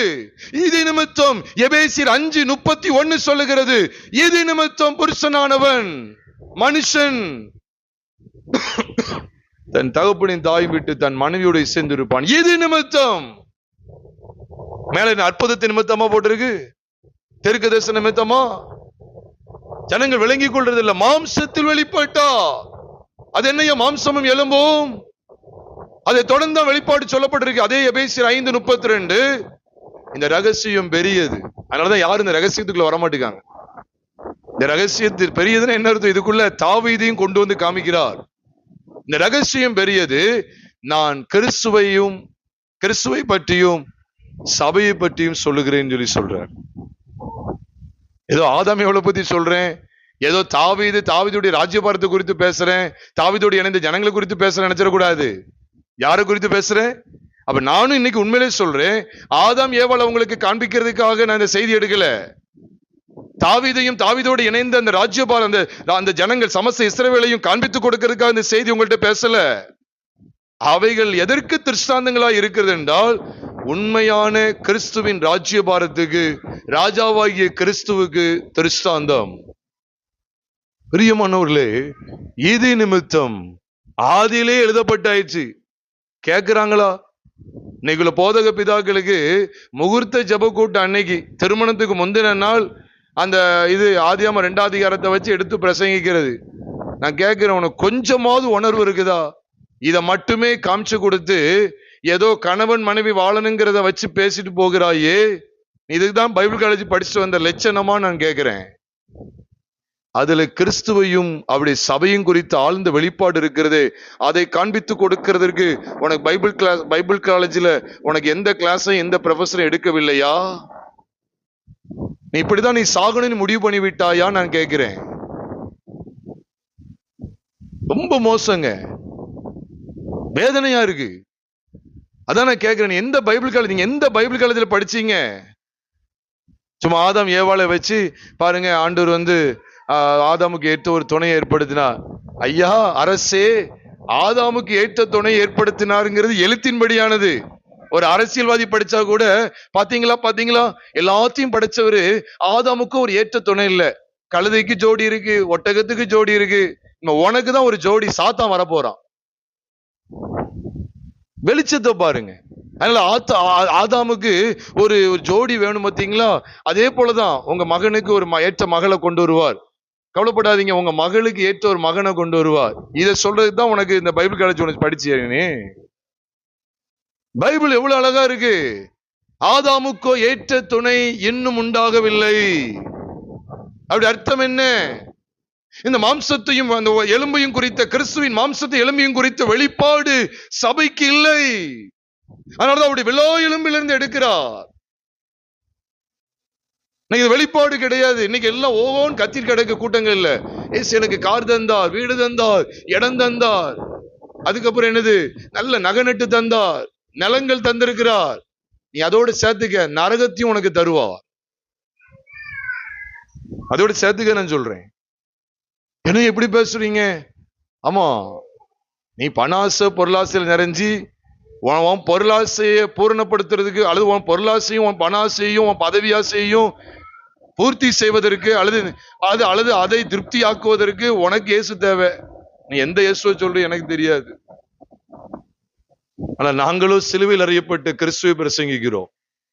அவர் மாம்சத்தையும் எலும்பையும் உடையவராய், மாம்சத்தை இரத்தத்தை உடையவராய் வெளிப்பட்டிருந்தார். மீண்டும் சொல்லுகிறேன், மாம்சத்தில் வந்த இயேசு கிறிஸ்துவை அறிக்கை பண்ணாத அநேகர், அந்த அநேகர்ல பிராக்கெட்ல போட்டுக்கங்க, அநேக தீர்க்கதரிசிகள், அநேக போதகர்கள், அநேக குருவானவர்கள், அநேக பாஸ்டர்மார்கள், அநேக அப்போஸ்தலர்கள், அவர்கள் வஞ்சகர் வஞ்சகர் வஞ்சகர், அந்தி கிறிஸ்துக்கள். எதை வச்சு சோதிக்க சொல்லுங்க. அங்க அற்புதம் நடக்கான்னு பாருங்க, இல்லைன்னா அது அந்தி கிறிஸ்து. அப்படியே சொல்லி கொடுத்தாரு. அங்க அற்புதங்கள் நடக்கான்னு பாருங்க, அங்க தீர்க்கதரிசனம் சொல்றாங்களான்னு பாருங்க, இல்லைன்னா அவன் அந்தி கிறிஸ்து, அவன் வஞ்சகன் அப்படின்னு சொல்லி கொடுத்தாரா? இல்லையே. எங்க மாம்சத்தில் வந்த இயேசு கிறிஸ்துவ காண்பிக்கலையோ அவனை ரிஜெக்ட் பண்ணிரு. அவன் உன்னை கொன்றுவான், அவன் உன்னை வஞ்சித்து நரகத்துக்கு கொண்டு போயிடுவான். இன்னைக்கு நிறைய பிரசங்களை பார்த்தா ஈசாக்க பத்தி ஒரு 4 பாயிண்ட், யோசேப்பை பத்தி ஒரு 8 பாயிண்ட். உனக்கு விவரம், உனக்கு உணர்வு இருக்குதா இல்லையா? உனக்கு இருதேன்னு ஒண்ணு இருக்குதா இல்லையா? நீ இந்த பைபிளை தான் பிரசங்கிக்கிறியா இல்லையான்னு எனக்கு தெரியல. கிதியோனை குறித்து ஒரு 6 பாயிண்ட். உடனே மக்கள் வேற ரொம்ப சூப்பரா கிதியோனை பத்தி எடுத்தாங்க. ஆமா, கிதியோனுக்கும் இது யோசேப்புக்கும் ஆபிரகாமுக்கும் யாக்கோபுக்கும் தான் ஆண்டு எழுதி வச்சிருக்க அந்த பைபிளை. உலக தோற்றம் முதல் அடிக்கப்பட்ட ஆட்டுக்குட்டியினுடைய ஜீவ புஸ்தகம் சொல்லி வெளிப்படுத்தல் 13ஆவது அதிகாரம் 8ஆம் வசனத்துல போட்டிருக்கு. உலக தோற்றம் முதல். 1 பேதுரு 1ஆவது அதிகாரம் 20ஆம் வசனம் சொல்லுகிறது, அவர் உலக தோற்றத்துக்கு முன்னே குறிக்கப்பட்டவராயிருந்து இந்த கடைசி காலங்களில் உங்களுக்காக வெளிப்பட்டார் என்று எழுதியிருக்கிறது. எபேசியர் 1ஆவது அதிகாரம் 4ஆம் வசனத்தை வாசிக்கும் போது, அவர் தேவன் உலக தோற்றத்துக்கு முன்னே கிறிஸ்துவுக்குள் நம்மை தெரிந்து கொண்டார் என்று வேதம் சொல்லுகிறது. அவங்களுக்கு காரியங்கள் புரிகிறதா?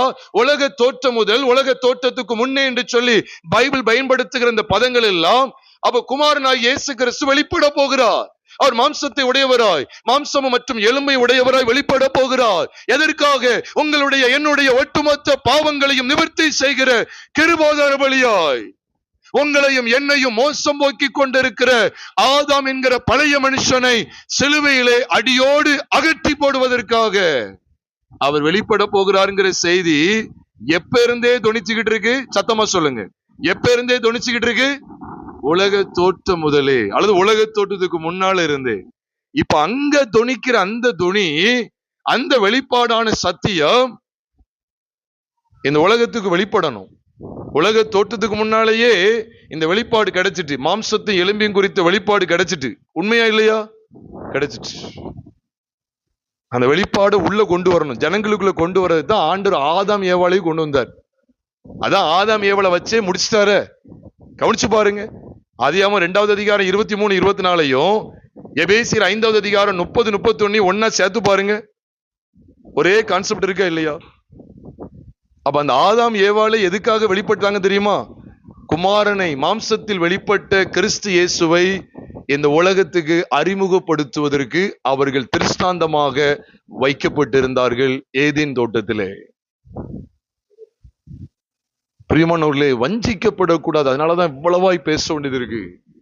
சரி, ஆதாம் ஏவாளை தொடர்ந்து அப்புறம் ஆபேல், அதை தொடர்ந்து பாருங்க நோவா, ஆபிரகாம், ஈசாக்கு, யாக்கோபு, யாக்கோபுடைய கோத்திரங்கள், இதுல எல்லாம் வர்றதுக்கு காரணம் என்னன்னு கவனிச்சீங்கன்னா, உலக தோற்றம் முதல் பேசப்பட்டு கொண்டிருக்கிறாரு. அடிக்கப்பட்டவர் என்கிற சொல்லி எண்ணப்படுகிறாரு. மாம்சத்தின் எலும்பி உடையவராய் வெளிப்படுத்தப்பட வேண்டும் என்கிற ஒரு பெரிய தேவ திட்டம் உலக தோற்றத்துக்கு முன்னாலேயே வெளிப்படுத்தப்பட்டிருந்தது.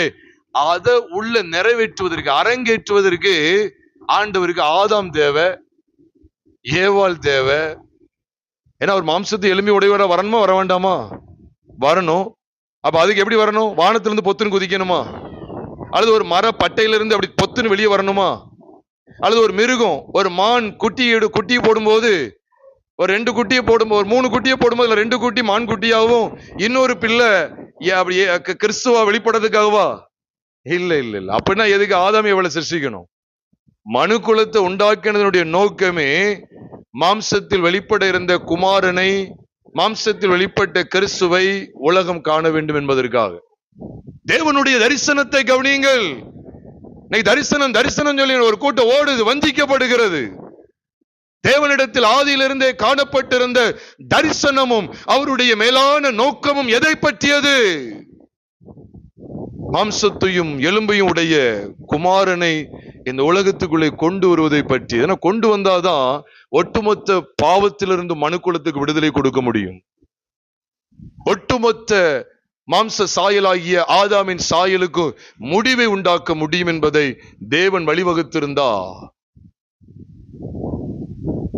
பிரியமானவர்களே, அதனாலதான் உலக தோட்டத்துக்கு முன்னால் அவரை உள்ள கொண்டு வரணும். அதுக்குதான் தேவன் சமயம் பார்த்துக்கிட்டே இருக்கிறார். ஆதாம் ஏவாள் அவங்களை ஏற்படுத்துற எதுக்காக? குமாரனுக்காக தான். அப்போஸ்தலனாகிய பவுல் மூலமாய் ஆவியானவர் காமிச்சாரு. ஆதாம் ஏவாள் எதுக்காக? குமாரனுடைய தலைமைத்துவத்தை காமிச்சு கொடுக்கிறதுக்காக தான். உண்மையா இல்லையா?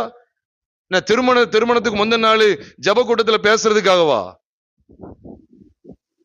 பேசுங்க, எனக்கு பேச வேண்டாம் சொல்லல, அதை காமிச்சு கொடுக்கணும். உன்னதமான அந்த தேவ உறவு, மாம்சத்தில் வெளிப்பட்ட இயேசு கிறிஸ்துவை காமிச்சு கொடுக்கணும். சும்மா விழா இளம்பை எடுத்தாரு, அந்த விழா இளம்பை எவ்வளவு நீளம் இருந்தது, சும்மா இதை பேசக்கூடாது. அது கிறிஸ்து. ஆதாம் ஏவாள் இணைக்கப்படுவது எலும்பு மற்றும் மாம்சத்தை குறித்த வெளிப்பாட்டினால். தாவீது மற்றும் சமஸ்த இஸ்ரவேலும் இணைக்கப்படுவது எலும்பு மற்றும் மாம்சத்தை குறித்த வெளிப்பாட்டினால். கிறிஸ்து மற்றும் அவருடைய சபை இணைக்கப்படுவது மாம்சம் மற்றும் எலும்பை பற்றிய வெளிப்பாட்டினால். எங்க சொல்லப்பட்டது, எங்க வந்து நிக்க பாருங்க. இதுதான். அதனாலதான் சமயம் பார்த்துக்கிட்டே இருக்க, தம்முடைய குமாரனை கொண்டு வரணும்.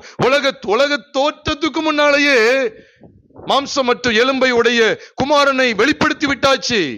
அது ஜனங்களுக்குள்ள கொண்டு வரணும். எப்படி அவரை கொண்டு வர? எந்த இடத்துல எழுப்ப? ஆதாம் ஏவாளை உருவாக்குறா, நோவாவை தெரிந்து கொள்ற. எதற்காக? குமாரனுக்காக. மாம்சத்தில் வந்த கிறிஸ்துவை வெளிப்படுத்தணும். மாம்சத்தில் கிறிஸ்து வெளிப்பட வேண்டும், குமாரனுக்காக. ஆபிரகாம் எதுக்கு தெரிந்து கொள்றாரு? உலக தோற்றத்துக்கு முன்னே பேசப்பட்டவர், முன்குறிக்கப்பட்டவர் இங்கே உள்ளே வர வேண்டும். அவருக்கு ஆபிரகாம் தேவை, ஈசாக்கு தேவை, யாக்கோபு தேவை, யாக்கோபு கோத்திரங்கள் தேவை. அந்த கோத்திரங்களுக்குள்ள அப்படியே குமாரனை கொண்டு வந்துட்டாரு பாருங்க.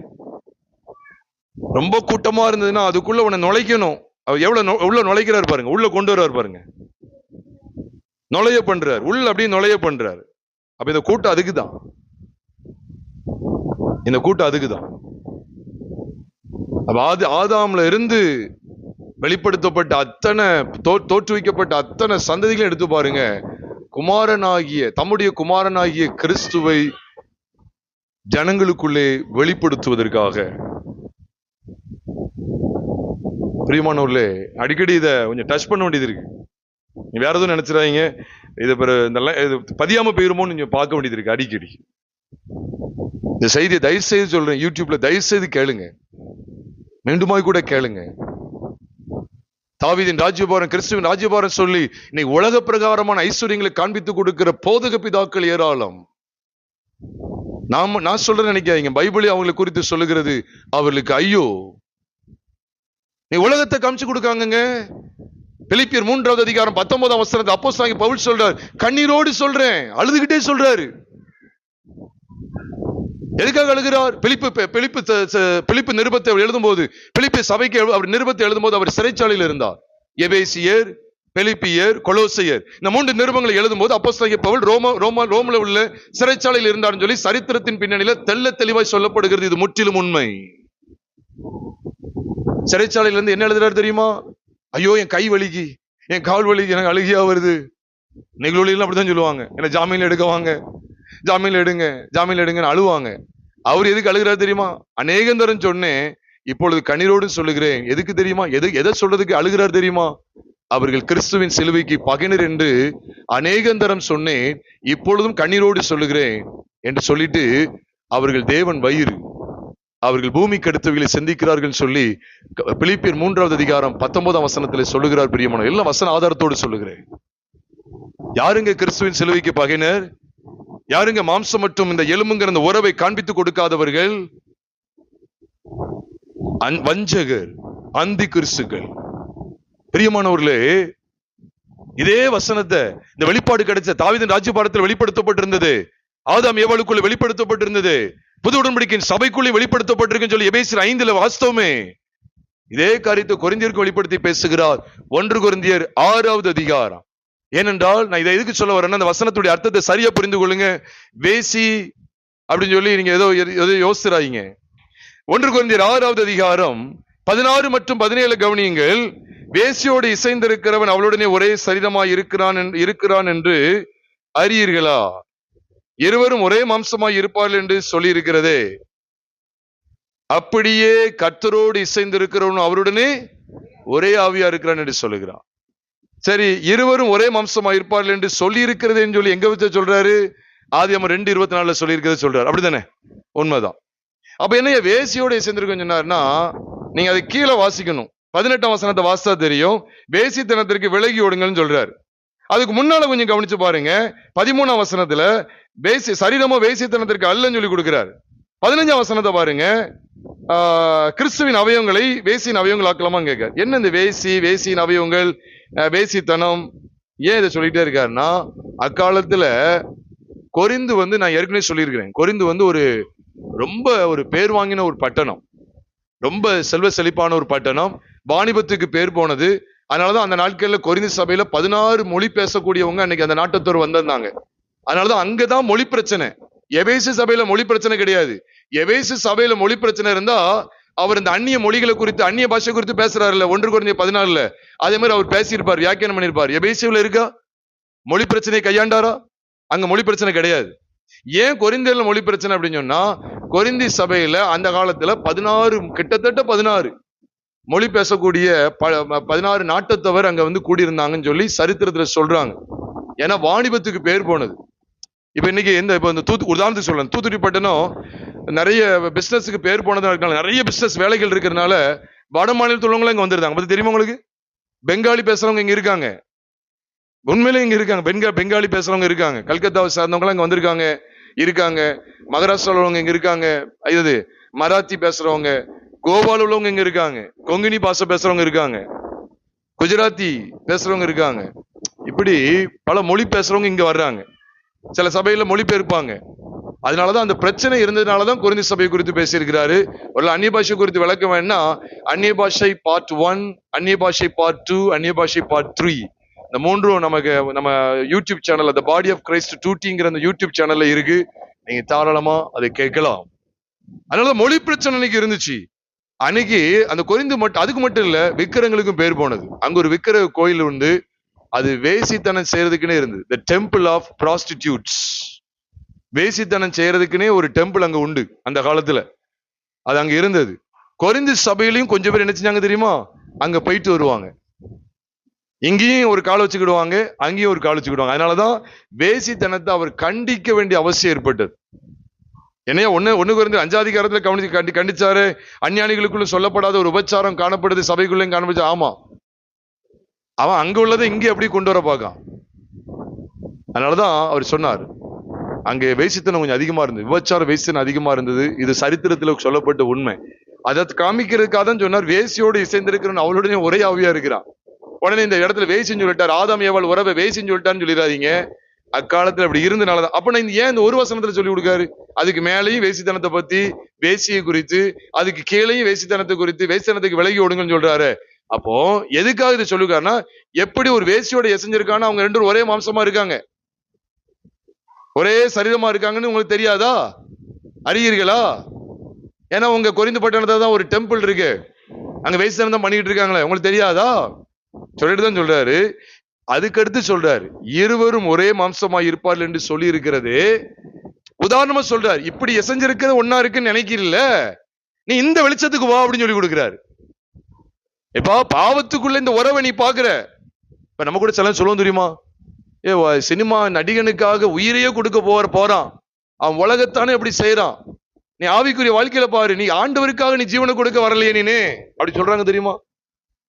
சினிமா பைத்தியமா இருக்கே, வேத பைத்தியமா மாறு, நீ உலகம் சினிமான்னு ஓடுது, இப்படி சொல்லிருப்பாங்க தெரியுமா? அதே மாதிரி ஒரு சொல்லிவிடுங்க. வேசியோட இருக்கிறாங்கன்னு சொல்லி இந்த டெம்பிள் நீ பாக்கலப்பா, இங்க நீ கவனி, இருவரும் ஒரே மாம்சமா இருப்பார்கள் என்று சொல்லி இருக்கிறது. சொல்றாரு, அப்படியே கர்த்தரோடு இசைந்திருக்கிறவன் அவருடன் எப்படி இருக்கிறானா, ஒரே ஆவியா இருக்கு. நாமும் கூட பிரியமானவர்களே ஒரே ஆவியா இருக்குன்னு சொல்லிதான் தேவன் இந்த அருமையான வெளிப்பாடுகளை தருகிறார். ஆக பிரியமானவர்களே, தாவீது ராஜ்யபாரத்துக்கு வருவதற்கு, தாவீதை அங்க அரியணைக்கு கொண்டு வருவதற்கு, தாவீது மட்டும் அங்க காணப்பட முடியாது, தாவீதும் ஜனங்களும் இணையணும். இப்ப ஆதாம் மட்டும் இருக்கிறார், நான் தலைவன் சொல்ல முடியுமா? நீ யாருக்கு தலைமை? நீ யாருக்குப்பா தலை? நீ யாருக்கு தலை?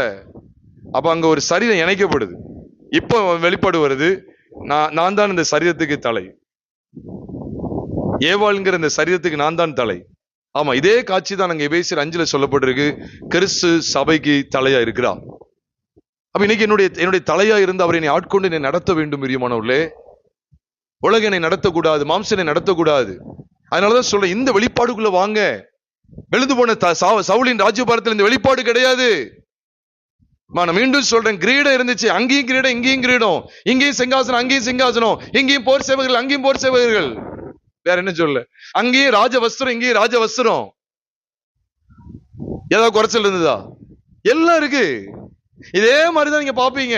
ரெண்டு பேரும் சௌந்தரியமான தான், இவனும் கலரு அவனும் கலரு. இவனும் இஸ்ரேல் கோத்திரத்தில் ஒருத்தன், அவனும் இஸ்ரேல் கோத்திரம். தாவீது யூதா, சவுல் பென்யமீன், எல்லாம் சகோதரர்கள் தான், எல்லாம் இருக்கு. ஆனா எந்த வெளிப்பாடு இல்ல, நீர் எங்களுடைய மாம்சமும் எலும்புமானவர், நீங்கள் என்னுடைய எலும்பும் மாம்சமுமானவர். அந்த வெளிப்பாடு இல்ல. இந்த அதனாலதான் தேவன் காமிக்கிற இந்த வெளிப்பாடு தொடர்ந்துதான் தலைமைத்துவம் நிலைநிறுத்தப்படுகிறது. நீ கிறிஸ்து நம்மை ஆட்கொண்டு நம்மை வழிநடத்தணுமா? நீ நிறைய நேரங்கள் அதை அனுபவிக்க முடியல. ஏன் அனுபவிக்க முடியல தெரியுமா? சிலுவையில் அறையப்பட்ட கிறிஸ்துவை விட்டு விடுகிறோம். அவர் தம்முடைய சரீரத்திலே மாம்சம் என்ன அர்த்தம்? எலும்பு மாம்சம் என்ன அர்த்தம்? அவர் மாம்சத்தில் வெளிப்பட்டா.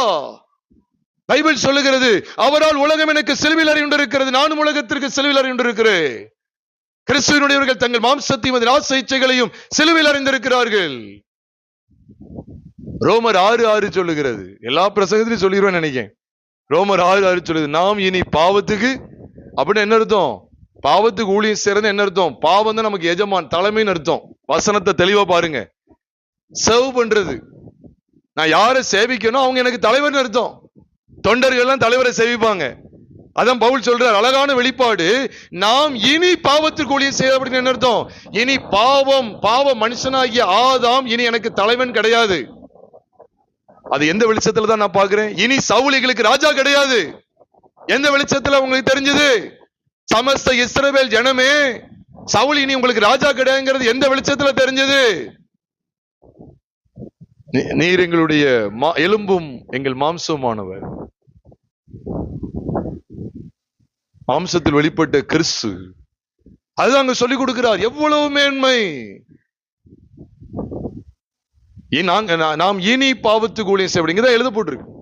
நாம் இனி பாவத்துக்கு ஊழியம் செய்யாதபடிக்கு பாவ சரீரம் ஒளிந்து போகும் பொருட்டாக. அந்த பாவ சரீரம் தான் நம்மளை ஆட்கொண்டு வந்தது, நமக்கு தலைமையா இருந்தது, தலைவனா இருந்தது, ராஜாவா இருந்தது. அந்த ராஜாங்கத்துக்கு கீழே தான் நம்ம இருந்தோம். என்ன செய்தாரா? அந்த பாவ சரீரம் ஒளிந்து போகும் பொருட்டாக நம்முடைய பழைய மனுஷன் அவரோடு கூட சிலுவையில் அறையப்பட்டது என்று அறிந்திருக்கிறோம். தலைமைத்துவம் வருது பாருங்க.